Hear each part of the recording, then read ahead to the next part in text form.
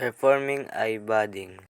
To perform this budding technique, you will need the following tools and materials: budding knife, grafting tape or any available plastic tie, rootstock, and another rootstock with a healthy bud stick. Identify the active growth part of the plant. This is usually found around the middle part of the stem where the green and brown bark meet. Select a healthy bud stick from one of the rootstock. Cut the bud and remove it from the rootstock.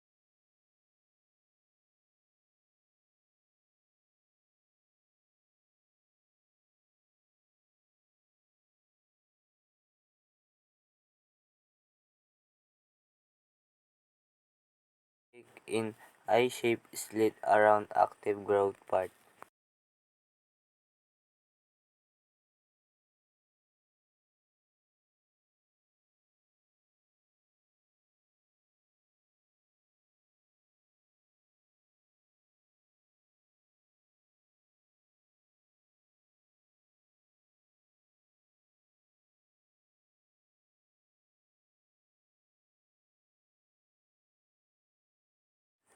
Scrape the bark open and place the bud stick into a slit.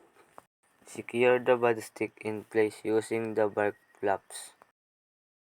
Tie yun. You can wrap the bud with a single layer of plastic to avoid water from coming in contact with the union.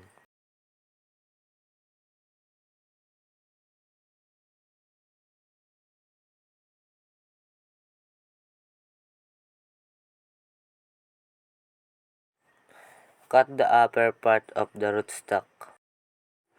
Remove the tie when the bud starts to swell.